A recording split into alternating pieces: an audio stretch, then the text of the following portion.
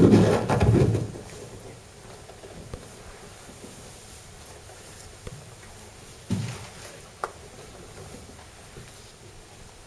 morning everyone. I'm Stuart and this is Amanda, and we're two-thirds of the Britannia International finance team. I would like to welcome you amongst Gaelic, Nollet Gennell as Glen Vinoa. Unfortunately, the third member of our team, Paul Corrin, couldn't be here this morning, so we've had to replace him with a Bar Humbug hat in true Have I Got News For You style.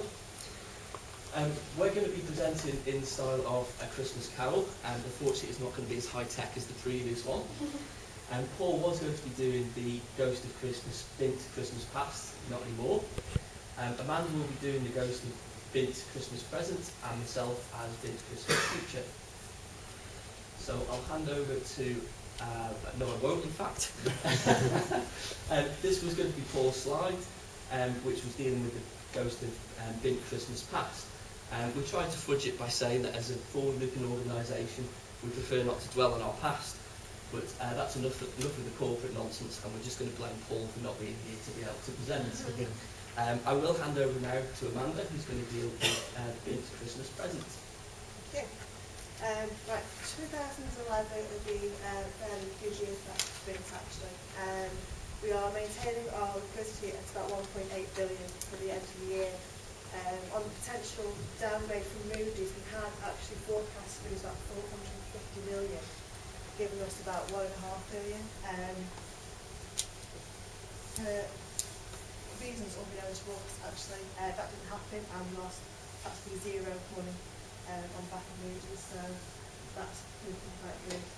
On the operating costs, we're coming in at 2.6. We've done quite a lot of cost savings this year through each of our departments, mainly marketing and customer services. So we've probably saved around about £250,000. The biggest achievement for finance this year has actually been that we're now paying most of our suppliers by backs. Believe it or not, Paul has actually handwritten cheques, not printed them, handwritten them, pen and ink, for a number of years. He's still doing a few, but quite a lot of our suppliers are now obviously asking us to pay by backs. So from June this year, he's kind of been doing that, which frees up quite a lot of his time, more efficiencies within the department. Some of you who may have been with or known Britannia International for quite a while, we've been looking at doing currency accounts a few years now. Well, please say on the track for delivery in Q1 2012, we will be launching a retail US dollar and euro easy access account to our customers. In the past, what we've had is quite significant reliance on Barclays private bank for funding. If we wanted liquidity, what we would do is hit the phone to Barclays and just get quite a lot of money in. That actually, as at the beginning of the year, was 40% of our total group. We've managed that down now, so we're something like 31%. It's still 575 million. We are managing it down slowly, and that's something we should look forward to in the next year. And now, what's happened is that the finance team are doing the quarterly VAT returns for themselves, freeing up group resource. What we've had in the past is group actually doing the VAT returns on behalf of us, and it's been going back for quite a few years, but we're now doing it. So on to the future of Britannia International. Okay, so what does 2012 hold for Britannia International? As Amanda's just touched on, Barclays is still a significant proportion of our overall deposit book, and we're going to be reviewing the nature of our relationship with Barclays, and that will focus on whether those deposits are best sat with Britannia International, whether they're best hived off into the existing cooperative bank licence on the Isle of Man, or indeed whether they're best sat with the corporate bank in the UK. We're also going to be looking at rationalising our back book. Some of you may be aware that we have a significant number of products on our back book, which really arose as a result of the nature of the relationship we have with a lot of high net worth individuals who demand bespoke accounts with bespoke terms and conditions. So we're going to be looking to rationalise those where possible and align the T's and C's with the features with existing cooperative bank deposit products. Kind of linked in with that, we're also going to be looking at expanding our range of services that we offer. As most of you will know, all we offer at the moment are plain vanilla deposit products, but we are going to be investigating the feasibility of offering, for example, mortgages, current accounts and legal services in line with the main cooperative bank in the UK.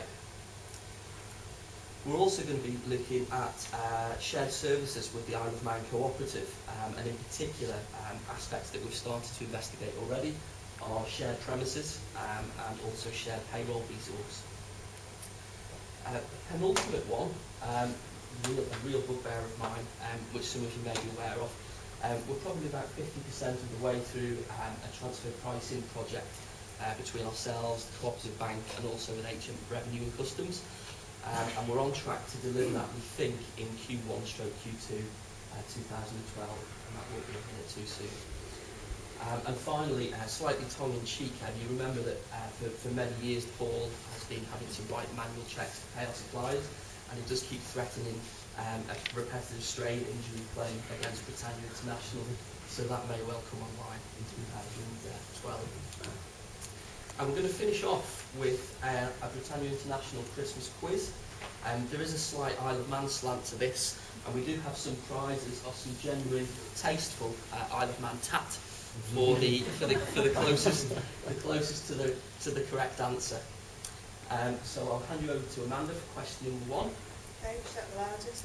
Which date, formerly known as Little Christmas Day on the island, is an occasion for various superstitions and customs? Boxing Day. Nope.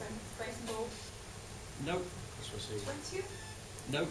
It is a significant date over the Christmas period, I will say that. Christmas Eve. 6th of January. 1st of January. Yeah, 1st of January, who said that? Me. Well done.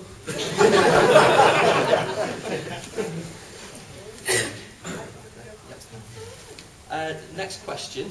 On what date traditionally is Camag played? And I will explain what Camag is Boxing Day. in a moment. Fantastic. What actually is Camag? Camag is a game that's similar to the Irish game of hurling or the Scottish game of shinty. That's a game of Camag being played. It's played with a stick called a Camag, hence the name. To be honest, it's a bit of a free-for-all. It's quite violent. There's no restriction on the numbers in each team. And being a Manx game, it's played in 3 20-minute halves. And finally, this is a difficult one, I will say. What is the final Friday before Christmas known as on the Isle of Man? There is a hint. You may suffer from it if you participate in any rugby or boxing. It's Brain damage. very close with bruise. No, not quite that bad. It's a bruise on a specific part of your body. Black eye. Thank you. Black eye. It's called Black Eye Friday. and this is a scene from Black Eye Friday. Whoever knows it, that's not cool. Not common to the Isle of Man, I'm sure. It's traditionally known as Black Eye Friday because this is the day that all the office workers, the fishermen, the builders finish work, and the first thing they do obviously is go to the pub. Many of them open for lunch. Hence the name. Thank you very much.